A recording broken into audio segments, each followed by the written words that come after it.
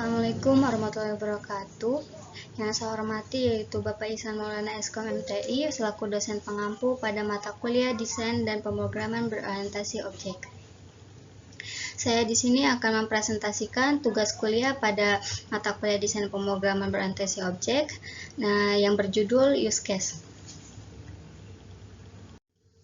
Yang pertama, perkenalkan, nama saya Hilda Hasanah dengan NIM 230500026, Prodi Ilmu Komputer, Fakultas Teknologi dan Bisnis, Universitas Yatsi Madani. Di sini ada daftar isi. Yang satu, apa itu use case? Kedua, manfaat use case. 3, komponen utama use case. 4, simbol-simbol pada use case diagram. 5, contoh use case diagram sistem pengiriman barang. 6, penjelasan aktor dan use case-nya. Yang ketujuh, kesimpulan.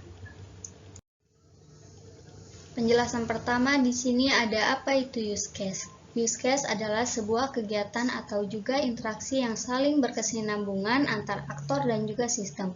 Atau dengan kata lain, teknik secara umum digunakan guna mengembangkan software atau sistem informasi, guna memperoleh kebutuhan fungsional dari sistem yang ada.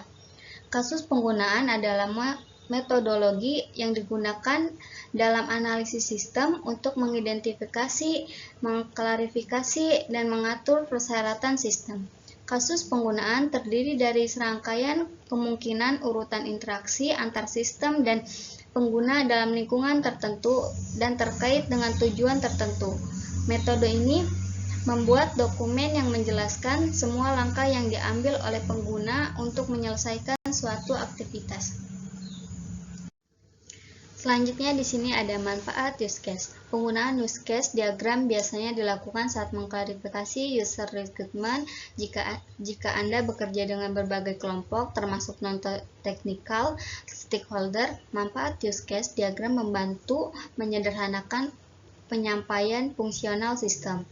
Yang pertama, memahami kebutuhan pengguna dengan jelas. Use case diagram memberikan referensi grafis yang menjelaskan bagaimana pengguna aktor berinteraksi dengan sistem untuk mencapai tujuan mereka.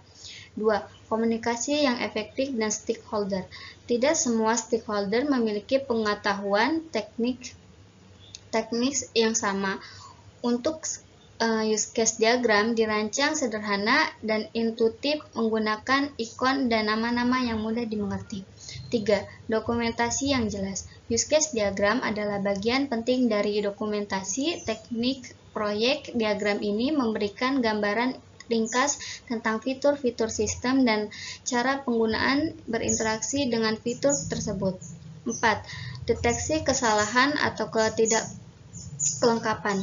Manfaat use case diagram lainnya adalah membantu tim mengevaluasi semua kebutuhan sudah dicukupi. Misalnya, apakah semua aktor yang relevan telah diidentifikasi?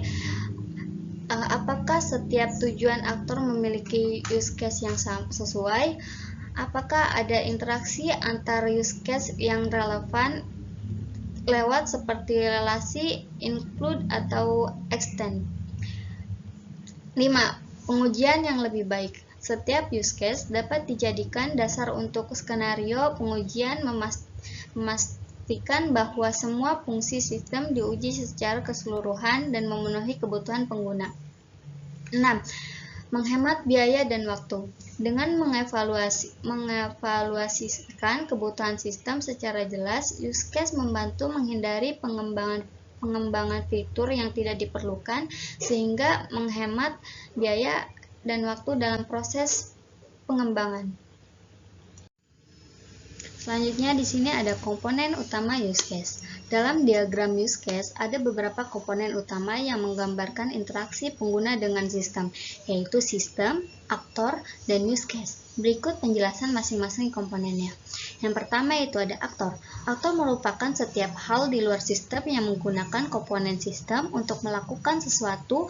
Aktor dapat berupa manusia, perangkat, atau bahkan sistem tersebut yang menjadi peran dalam keberhasilan sebuah operasi dalam sistem yang dibangun.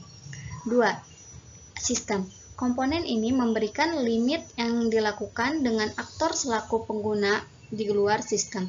Meskipun diberikan label tertentu, namun sistem tidak mempunyai simbol atau gambar karena desainnya dianggap kurang bermakna.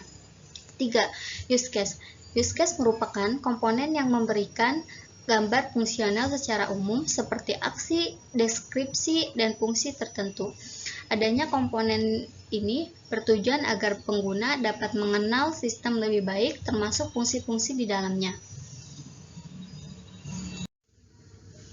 Selanjutnya, simbol-simbol pada use case diagram.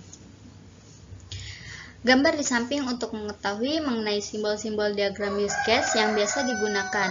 Nah, simbol-simbol use case diagram nyatanya lebih sedikit dibandingkan dengan simbol-simbol pada flowchart diagram maupun EDR. Pada slide selanjutnya itu ada contoh use case diagram sistem pengiriman barang. Di situ ada gambar diagram use case pengiriman barang beserta pengertiannya. Pengertian sistem pemesanan online. Sistem pemesanan online adalah sistem berbasis web atau aplikasi yang digunakan pelanggan untuk melihat dan mencari produk, menambahkan produk ke keranjang, melakukan pemesanan dan pembayaran, melacak status pengiriman barang atau pesanan. Biasanya sistem ini dikelola oleh admin dan melibatkan kurir untuk proses pengiriman barang. Selanjutnya, penjelasan aktor dan use case-nya pada diagram sistem pengiriman barang. Untuk aktornya di sini ada pelanggan, admin, dan kurir. Dan use case-nya untuk pelanggan, yang pertama registrasi atau login, masuk ke dalam sistem. Yang kedua, lihat produk dan cari produk, menjelajahi barang yang tersedia. 3. Tambah ke keranjang, memilih barang untuk dibeli. 4. Lakukan pemesanan, mengkonfirmasi barang yang ingin dibeli. 5. Bayar pesanan, melakukan pembayaran, transfer, e-wallet, atau dan lain-lain. 6. Lacak pengiriman, melihat status pengiriman. Yang admin, yang pertama kelola produk, menambah, mengedit, atau menghapus produk dari sistem. 2. Kelola pesanan, memverifikasi dan proses pesanan yang masuk. Kurir, konfirmasi pengiriman, menandai pesanan yang telah dikirim atau diterima oleh pelanggan. Yang terakhir di sini ada kesimpulan. Use case diagram adalah yang sangat bermanfaat dalam mengembangkan software untuk menggambarkan interaksi antar pengguna dan sistem secara visual. Dengan memahami kebutuhan pengguna, menyederhanakan komunikasi dengan stakeholder, menyediakan dokumentasi yang jelas, serta meningkatkan efisiensi tim developer, use case diagram menjadi langkah penting dalam merancang proyek software dan aplikasi. Demikian yang dapat saya sampaikan pada presentasi kali ini. Kurang dan lebihnya mohon maaf. Wassalamualaikum warahmatullahi wabarakatuh.